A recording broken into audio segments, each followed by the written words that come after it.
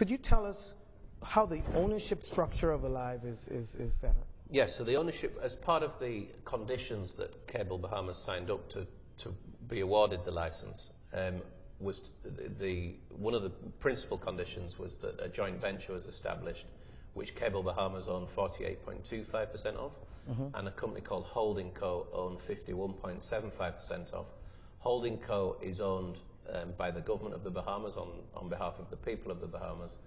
And the Prime Minister on several occasions has explained to the Bahamian public that it's a temporary government ownership, and the intent is that the shares of Holding Co. will be sold in such a way to facilitate maximum Bahamian ownership.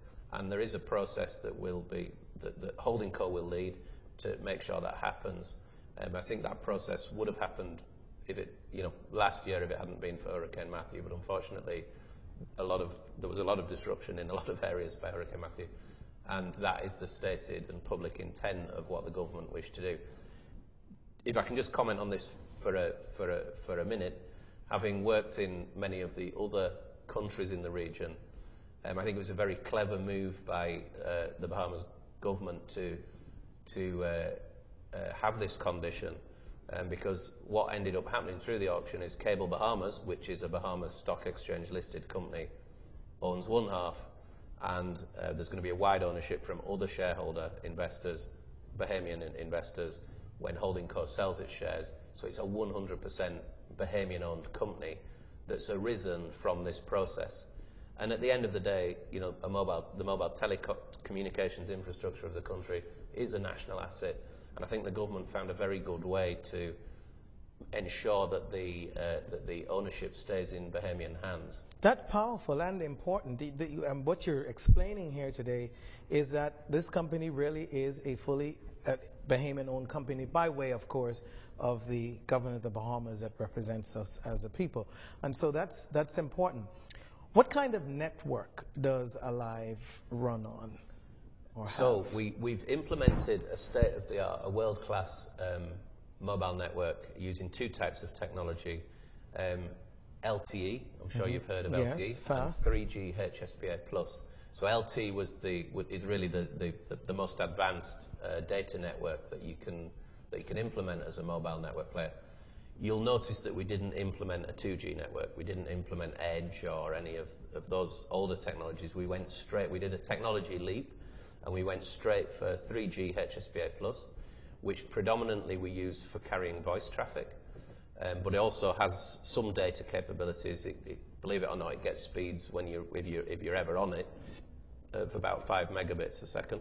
Wow. But most of the data that we carry goes over our LTE network, where users are experiencing speeds between up to 100 megabits a second, typically 30, 40 If megabits. I can interrupt just for a moment here, can't help it, and to provoke you, because we haven't talked about your competitor, but how does that speed that you're carrying compare to what your competitors have? Well, I invite anybody to do a speed test. We don't do it, it's not my way of selling. I mean, I'd rather talk about the great attributes of my own product. What it means on our network that you can do is you can watch video. It is video ready, it's video enabled. And so, when you go onto YouTube and you're watching video, it just happens, and it happens as though better than you're watching on a TV. In other words, you're saying it can't get better. Of course, everything will get better. And at this current stage. I mean, you at have this the current latest. stage, yeah. Okay. No, and why are the reasons for that? People have asked me, why are the reasons? And also, there was a lot of skepticism in the early days when we soft launched in October. That you've only got 2,000 users on it. When you start getting more users, it's going to be a problem. The reason why technically it's so good is we have fiber to every site. So we've used Cable Bahamas fiber to every site. So there's no real constraint on once the data and the internet usage has got past the tower. There's no real constraint because we're using fiber, which is fairly unlimited bandwidth. The second reason is simply we've just deployed the absolute latest technology from a company called Huawei, a Chinese company. Huawei are an amazing company in their own right as a story. I engaged with them first in 2007 when I was doing a project in Europe, and at that point they're a big Chinese company. They had about 80,000 employees. Now, Huawei have 160,000 employees. They recruit 10,000 people a year. 4,000 of them have PhDs in engineering. Wow. And so we've got the horsepower of that amazing research and development house in our network. And they've become the world leader, the unparalleled world leader in mobile technology. They write a lot of the future standards. So for us to upgrade from LTE to the next thing, which will be 5G, will be a fairly easy path for us because we're allied ourselves to the world's leading vendor. I keep hearing this as a chorus.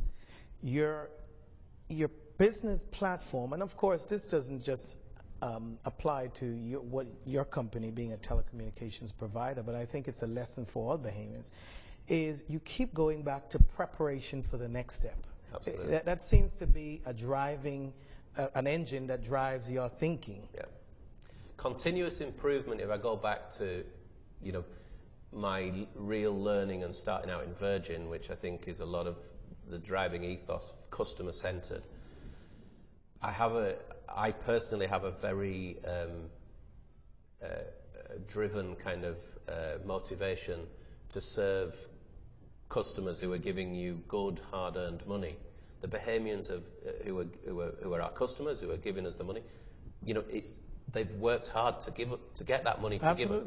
So we absolutely have a duty and an obligation to make sure that we're giving Bahamians the absolute best, not just the best we can in the Bahamas, but the world's best, because Bahamians pay a reasonable sum of money for using the mobile service in this country.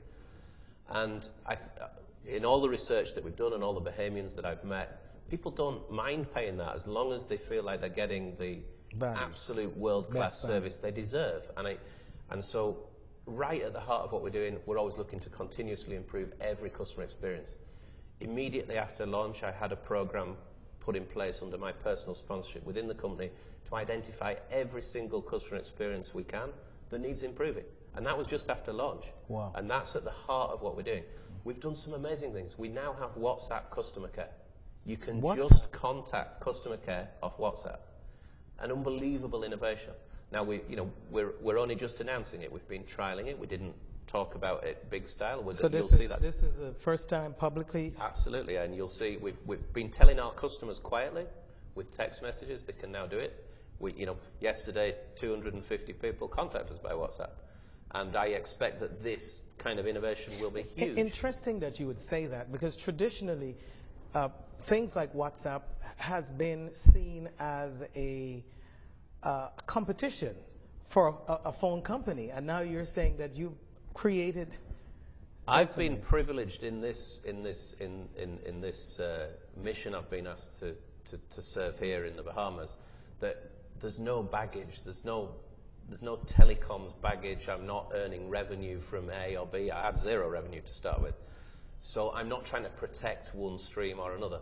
So we set out when we designed ALIV and its market positioning to really look at what customers wanted to use.